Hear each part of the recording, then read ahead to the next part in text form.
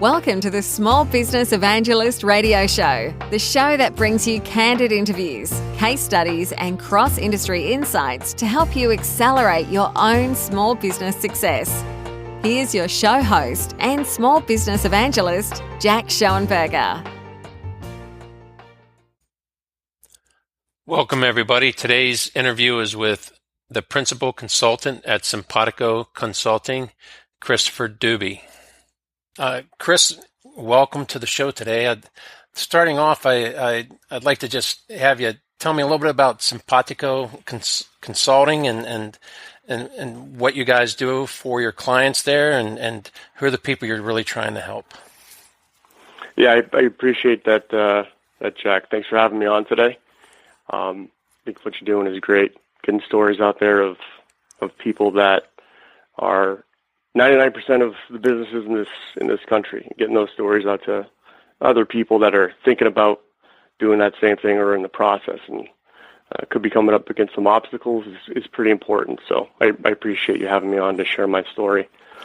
Simpatico Consulting is, and really the reason why it exists, is a way for me to meet people who lead and then provide the ability to give them an advisor that my passion is solving problems.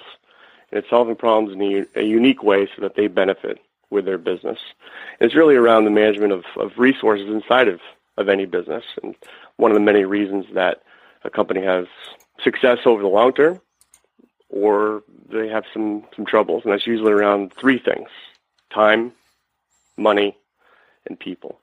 So as we know, you being an entrepreneur yourself, I'm sure a lot of people out there that are listening, having a fine handle on how to manage those resources.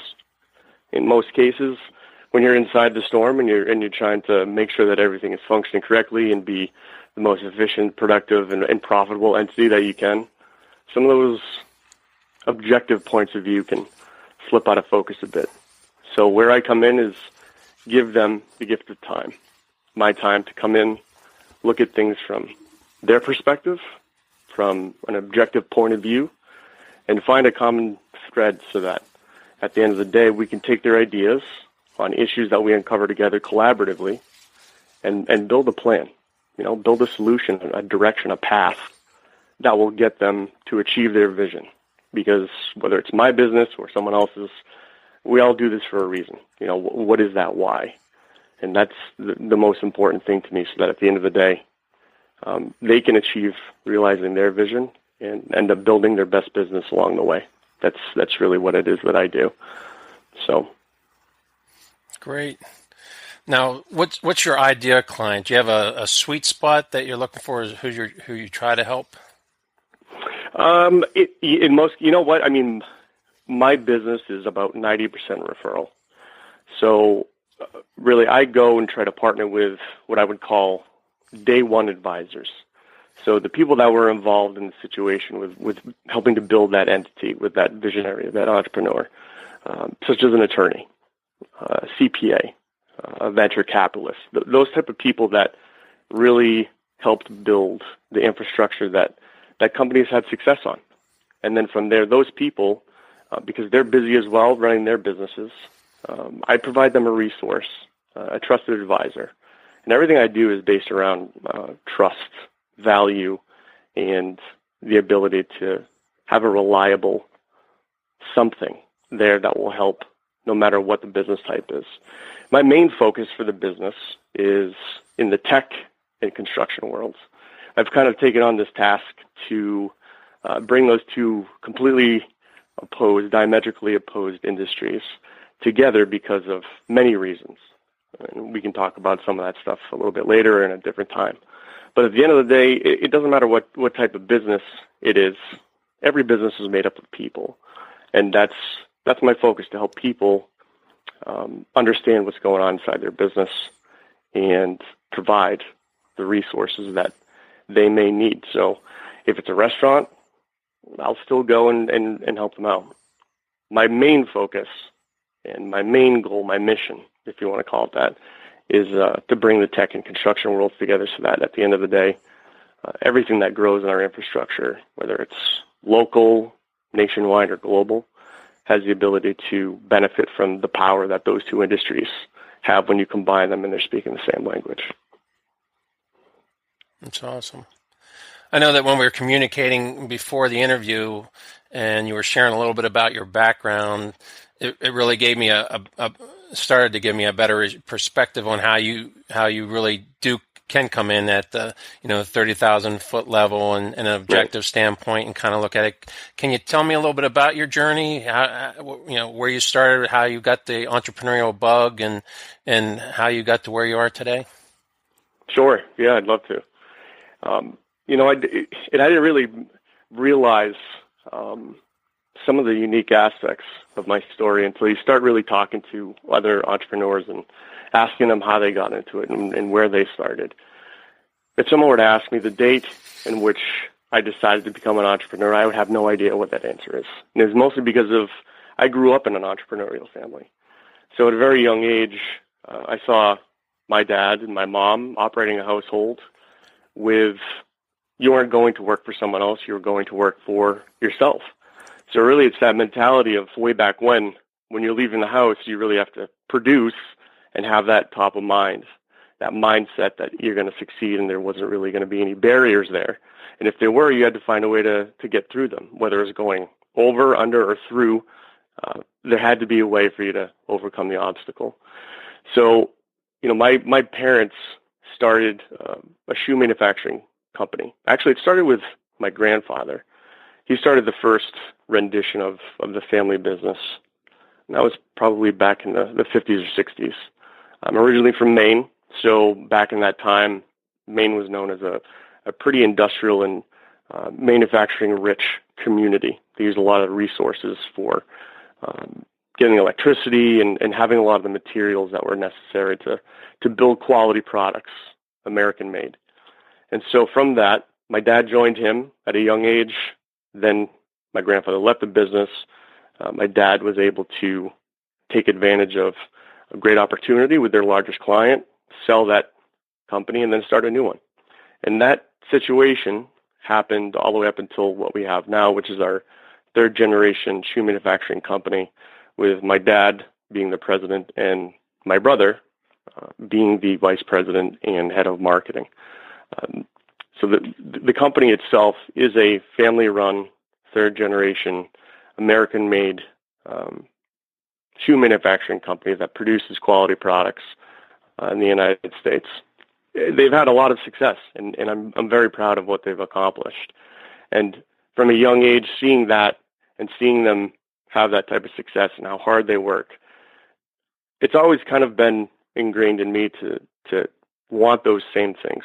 So when I started my first company, I was actually 21 years old, just had moved to the West Coast. I was living in Southern California and didn't really have an opportunity to work for myself at the time that I got out there, but was shortly thereafter presented with an opportunity to sell live Maine lobsters wholesale and retail to the people of Southern California.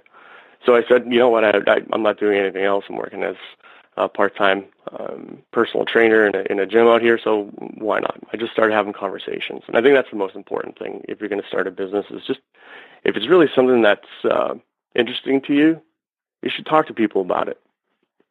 And that's kind of what happened. It spawned this company that had made quite a large amount of money in a short amount of time, probably too much for a 21-year-old kid, which gave me this mindset of, I don't understand why everyone's talking about running a business. It's so difficult. I just kind of had this fall in my lap, and this is fantastic. So I took the ability to grab some of that capital, and by the age of 23, started my second company, which was a live promotion and events company in Southern California. So live music, outdoor events, venues, things of that nature. So a lot of overhead. And long story short, it brought me to Las Vegas, where that is the way of life there. So I was a tadpole in the ocean and learned a lot of lessons. And those lessons took all of the capital that I had gained and brought it back down to where it started, which was zero. So I pretty much lost everything on that venture. Learned a lot about people. Learned a lot about business. Learned a lot about the things, the little intangibles that if someone were to try to tell you every step, they would have the intention of getting those things out. But because there's so much, you just have to go through it. It's kind of like trying to explain to someone what the feeling is like of skydiving. You would never know unless you actually jumped out of the plane, and then it would be more of the feeling that they had and not really the step-by-step process. That's exactly what the situation was like for me. So 23, 24 years old, I pulled myself back to the West Coast and dragged my butt back to Maine and got into the corporate world. I did day one consulting from there, and that was across many different aspects of business, from marketing, advertising, brand management. I was doing speaking and some sales training with sales consultants, sales people, sales management, executive teams. And I did this in a corporate environment, and I also did this in the startup world. And it was that nagging feeling back there of always not having some success and really being able to help people, but there's always that little voice inside going, I'm not quite feeling totally fulfilled with this. And so that's where it brought me to Simpatico. And Simpatico now, for me, is something so much more than even when I was 21 and having this immediate kind of lightning flash success. I have a lot more to bring to the table, a lot more experiences. And I think the biggest one is the people aspect of going through business. And that's the thing that you really can't have anyone tell you. You have to go through that on your own. And something that I'm the most proud of, because that's how I run my business. Simpatico, by definition, means the ability for people to be on the same wavelength and work well together towards a common goal. And I came to that over the last 17 or 18 years of my professional career through all of those different walks of life. And it's led me to here so that I can try to really provide value and determine what the value is in each situation. And the main reason I think we're talking today. Well, it's when you bring up value. How do you define value? Well, first, I think it's important to kind of bring up what the universal definition of value is. So I wrote an article on LinkedIn towards the beginning of this year about value. I feel value is really important, along with trust and reliability, in order to create any type of relationship. So I used Oxford Dictionary's definition of value, which is the regard that something is held to deserve the importance, worth of that something. So really, in my perspective, that means perception of what something is worth.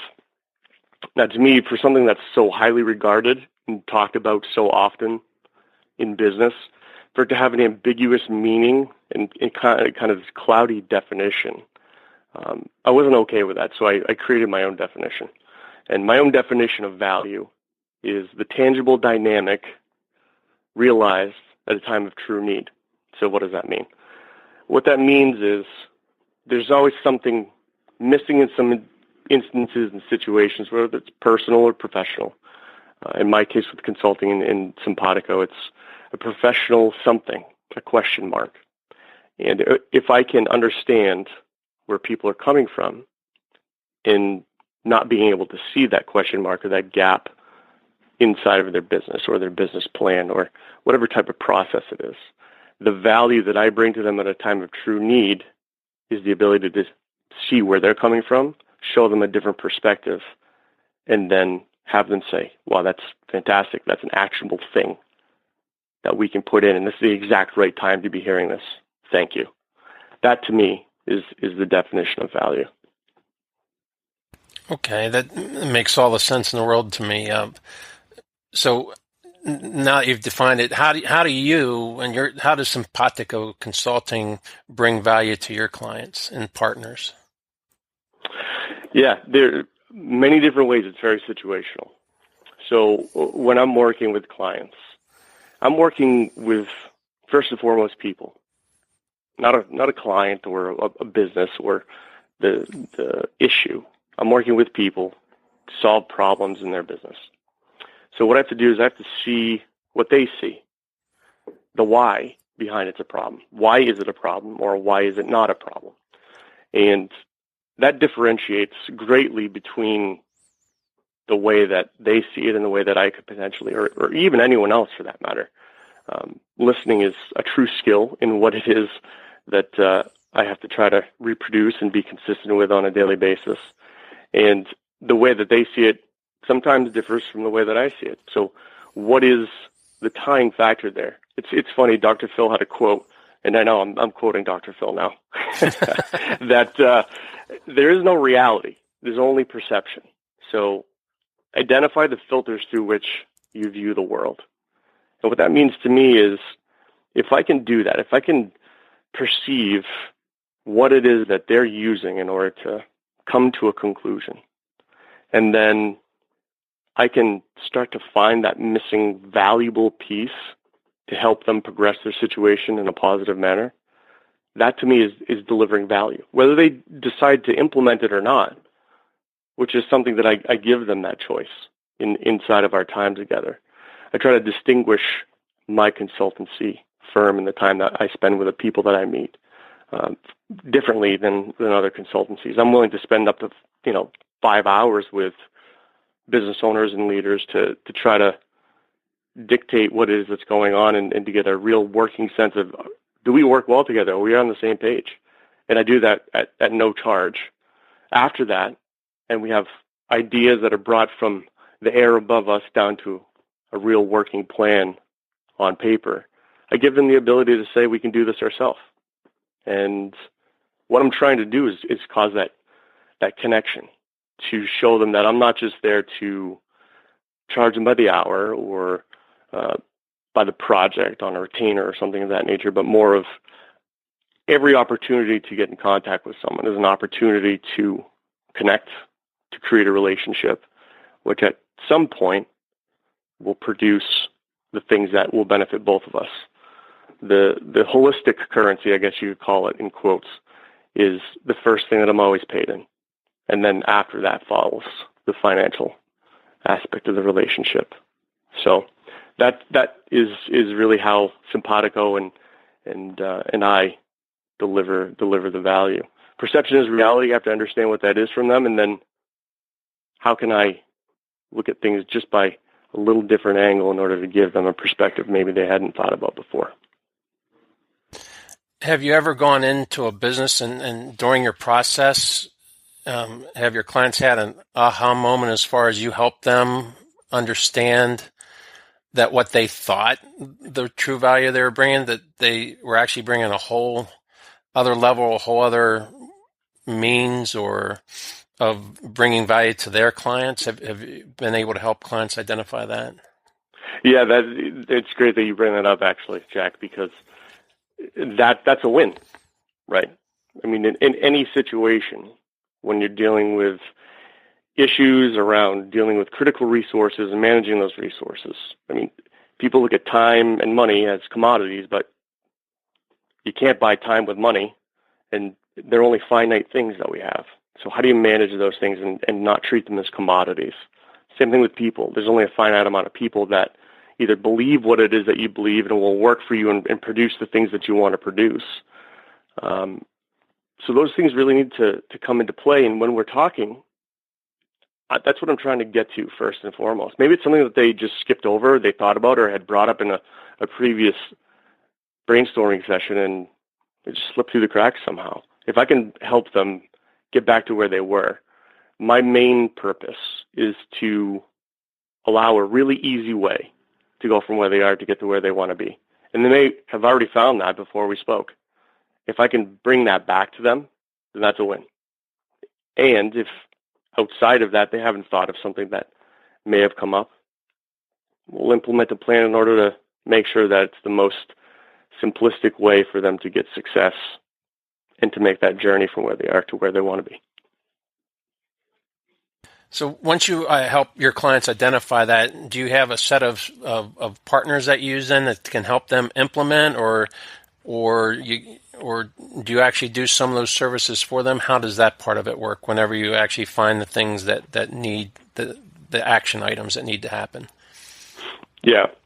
So there are, because my focus is in the tech world and in the construction world, but yet I will meet with the time I have in my schedule, any business that I'm referred into, no matter what the industry is.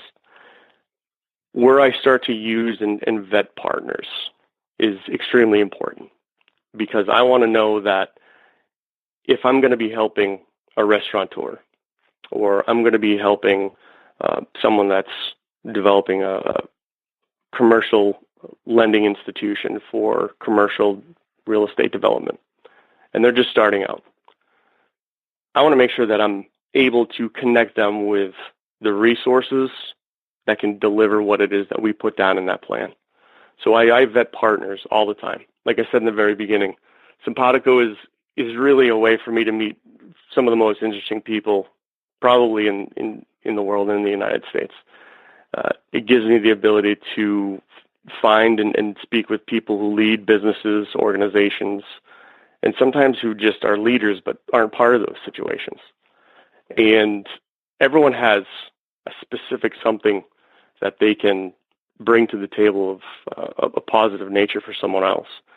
So I'm constantly categorizing those things and those people, and I've developed a process to determine and deliver value. I've also, for myself, developed a process to vet partners and really see if we can achieve Simpatico so that we can work together and I can have the true trust and reliability factor at an all-time high so that I can recommend them into businesses. So if I'm working with that commercial, that entrepreneur who's starting up a commercial lending institution for commercial land development, that wouldn't be inside the tech or the construction world. Maybe construction a little bit, but I would then recommend them based off of the conversations that we've had, the goals that they want to accomplish, and the plan that we put together. I would then create an introduction to one of my strategic partners that could then sit with them, play the role that I've kind of played up until that point, and have them build the rest of the plan going forward. I'd also introduce them to resource partners, people that provide trusted services that every business needs across everything from finance to operations to sales and advertising, marketing. All of those different arms of the business have very specific people that I work with. And if I trust them and they trust me, I have great assurance there that what it is, the value I'm bringing to that new entrepreneur that I'm helping, when I'm not there any longer or having minimal contact, that handoff is seamless and assurance value is being portrayed there by the partner that I would then introduce in, because they know exactly how things work. They know how I work. I know how they work.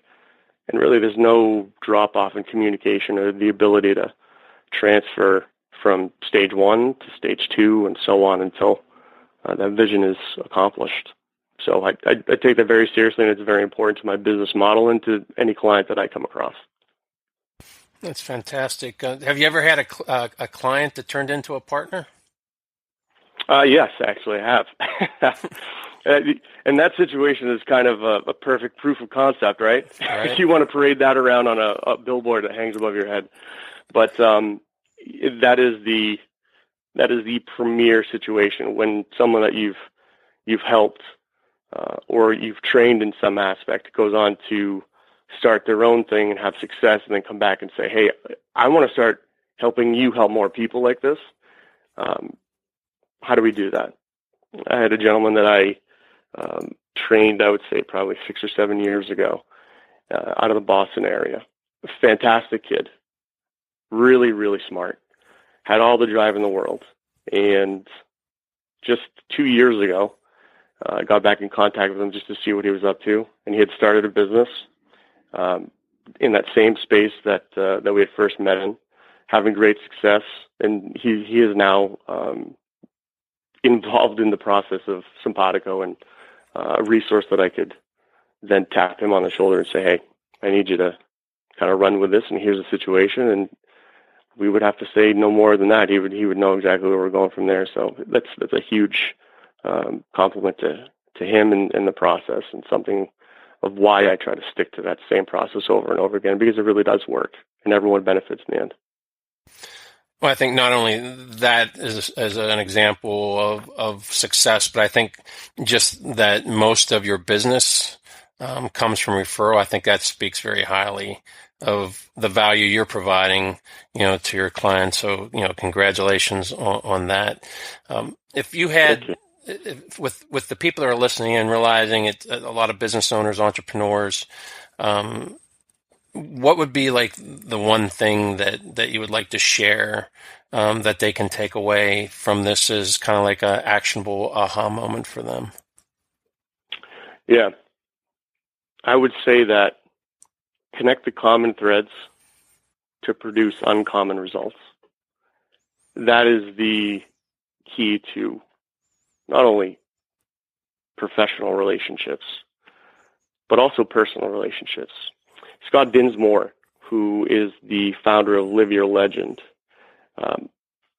had a quote that I love, and it says, approach each interaction with everyone in your life, business or personal, as you would a good friend. And if you can do that, that gives you the ability, the foundation to find those common threads. That's where it all starts. And then to be able to connect those things together that form a tapestry that can produce uncommon results, because it all starts with that connection and the ability to be on the same page and work together towards the same goal. If you can do that, you'll have the foundation that will really produce some great stuff. And I've seen it happen with things that I've been a part of with Simpatico, and then also outside of Simpatico. So really that one thing would be connect common threads to produce uncommon results. Would you be willing to share some of the ways that people can get hold of you if they're trying to find out more about you, Simpatico, or just have a conversation on how they might start increasing the value they provide in their business? Yeah, 100%. They can visit our website, www.simpatico-consulting.com. We have everything on there that from our mission statement and what it is that we try to do on a daily basis with clients to our services and everything in between. We also are on social media. That's a huge part of leveraging technology to bring that common connection bond together. I'm a big believer, and I'm the person that takes care of those things. So we're on Twitter. That's under my Twitter handle. That aspect, anytime someone connects with me, I will always send them. I try to keep it inside of a day instead of 24 hours. I'm trying to find time, 24 hours to create that 25th hour, and it's not working really great. But I always make that ability to reach out with a personal message and say thank you for connecting and following. Also, we're on LinkedIn, Facebook.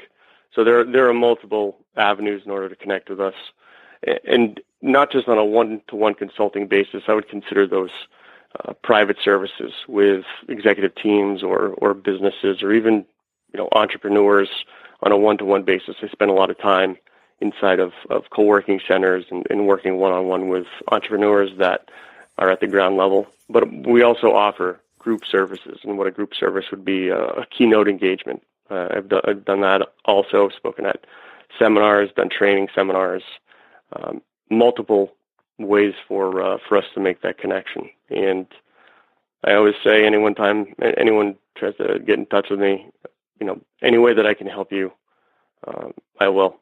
So I'd love to hear more and be in contact with more people. Super. Just what's the best way to find you on LinkedIn? You mentioned that I know that you have a company. Do you have a personal profile on LinkedIn also? Yes. Yep. My personal profile on LinkedIn is after my name, Christopher Dube. That's Christopher Dube, Dube. Okay. You can send me a direct message there, and we can connect by all means. Okay, and then let everyone on the show know. I will put links to those resources down there. Also, okay. I will find that article that you mentioned earlier that you had done in LinkedIn and have a link to that also. Do you have any other places you'd like me to link to? Do you have any kind of resources available that you'd like me to link, or they can find that all on your website? You'd find that either on the website or one of the social media avenues. there are other various aspects where I write some articles and put some thought into, but those Twitter, LinkedIn, and Facebook are really the major players there besides our website. Well, I really appreciate you coming on the show today, Christopher. I can, just from you telling the story, I think that, what I kind of take away from it is that idea of value that was created or that you recognize in business is somewhat because of your grandfather and the footwear company, and that you saw that and experienced that really kind of growing up. And you also kind of speak to the fact that when you looked around and were kind of perplexed by why people thought business was so hard, was because the fact that by providing value and treating people well as they grew their business, and you were in the middle of it, again, you weren't sitting outside of it looking in, you were experiencing it. So that's all you knew. Right. Right. So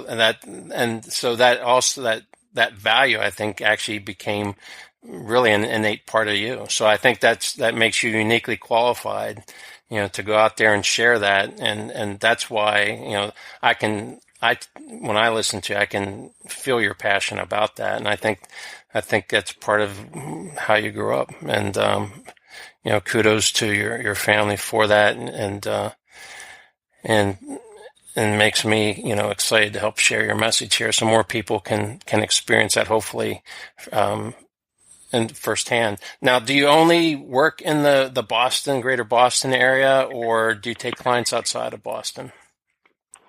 I do. I work nationwide. Okay. And before I even go into that, I just want to say it was my pleasure being here and getting a chance to be part of this.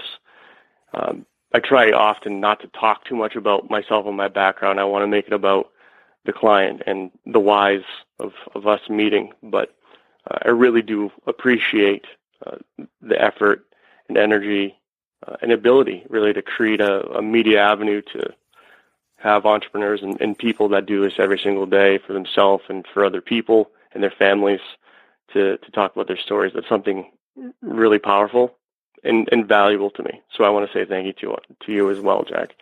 I started a business leader organization about 18 months ago called Horizons, and it is an organization really focused on finding people who lead, and it doesn't have any true connection to Simpatico. I think I referenced a couple of times while we were speaking that Simpatico gives me the ability to really meet some truly fantastic people in business. And that is a way for me to meet those people and then be able to introduce them to more of the same. I really try to be a connector in all aspects of the situation. And so my business is nationwide. I have partners and very close colleagues in Florida, Texas, Tennessee, Chicago, San Fran, LA, San Diego. So really there is no, from my perspective, no lines that I wouldn't cross in order to, from a geographic perspective, to help anyone that I could. And met some great people along my career, living in different parts of the country. Want to make sure that I keep those lines of communication and those relationships strong, and it just allows me to be introduced to people that really do some great things. And I'm fortunate to be able to work with some of those people. So not just in the Boston, Massachusetts area, but pretty much all throughout the country. I haven't gone anywhere outside of the United States, the continent of the United States, to do anything yet, but who knows? Who knows what happens in the future? Yep. Well, hopefully you'll be able to spread your message outside the borders. We'll see if I can't start pinging some of my connections to listen in on the interview and find out what you have to offer. Maybe we can make that happen. Well, again, I just want to say thank you, Chris. I think we're going to wrap it up here for today's interview. Again, if you want to get hold of Chris, you can go to www.simpatico-consulting.com, and you can find him on LinkedIn and on social media. So thanks again, Chris. Thank you, Jack. I appreciate it. You've been listening to the Small Business Evangelist radio show with host Jack Schoenberger. To find out more about resources mentioned during this show, or to let us know you're interested in being a featured guest on an upcoming episode, please visit thesmallbusinessevangelist.com.